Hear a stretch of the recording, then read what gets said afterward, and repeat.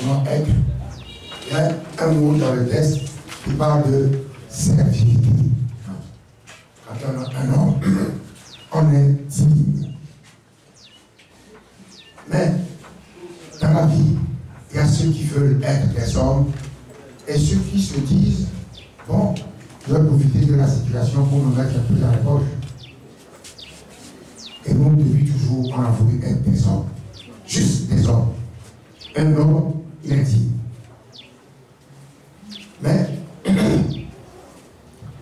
chacun doit se battre. Chacun doit se battre pour que son prochain ne le considère pas comme un idiot. Parce que le prochain est peut-être lui idiot. Mais il ne faut pas se laisser considérer quand on est un homme comme idiot. Le peuple togolais ne se laisse pas considérer comme un ramassis d'idiots. Parce que ce qui a été fait là, modification de la Constitution, on a modifié, on a fait n'importe quoi, à tort et à travers. Et tout le monde le sait. Quand ils ont modifié la Constitution, ils ont fait des débats, ils ont montré des hommes intelligents qui ont dit qu'ils sont allés où? En Inde. Ils sont allés en Inde, non? Pour voir. Ils disent qu'ils sont allés, ouais, ils sont pris aussi comme exemple l'Italie. Bien. En Inde et en Italie, le chef de l'exécutif est nommé par le chef de l'État. M. Faure Gnassingbé, il a fait des acrobaties pour se faire nommer chef de l'exécutif, cumulant toutes les fonctions de président de la République de la 4e République. Il a tout ramassé en ses mains. Mais la Constitution dit le président de la République est le chef de l'État. M. Faure Gnassingbé n'est pas le chef de l'État. En Inde, je reviens à ce que je disais, en Inde et en Italie, il y a un acte formel de nomination du chef de l'exécutif par le chef de l'État. Cherchez. Quand on veut contester, on cherche, on conteste. Donc, quand nous affirmons qu'il n'y a pas un acte officiel qui attribue la légitimité à M. Faure Gnassingbé, c'est vrai. M. Faure Gnassingbé aujourd'hui est quoi? Il est le chef de la majorité à l'Assemblée nationale. Il est le chef de la majorité, du parti majoritaire. Il n'est que le chef du parti majoritaire à l'Assemblée nationale. Et encore, quelle Assemblée nationale?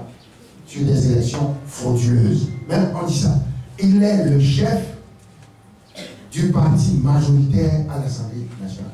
Pourquoi le parti majoritaire à l'Assemblée nationale va nommer le chef de l'exécutif?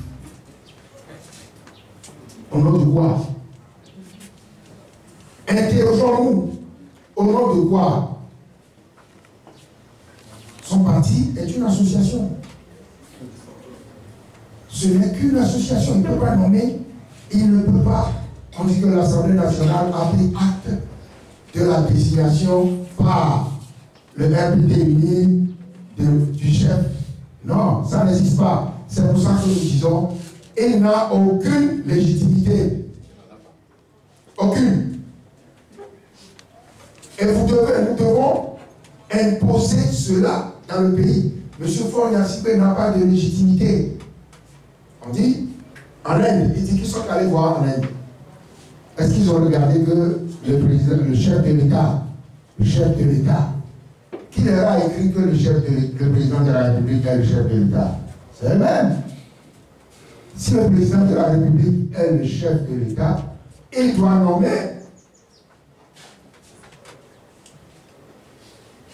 comme ça se fait dans les régimes parlementaires normaux, mais le régime parlementaire en Grande-Bretagne ou bien en Allemagne. En Grande-Bretagne, c'est le roi ou la reine qui nomme. C'est le régime parlementaire. Le roi ou la reine nomme le Premier ministre. Non, on n'a pas dit que son parti, non. Non, c'est un acte.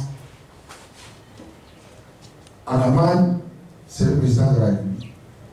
Quand vous dites que c'est le chef de l'État, laissez le chef de l'État faire. Le chef, on dit le président de la République est le chef de l'État. Le chef de l'État, ça dit c'est la fonction suprême. Il n'y a personne au-dessus de lui. Amenez-le.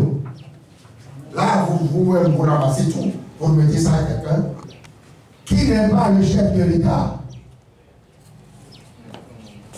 Il n'y a rien.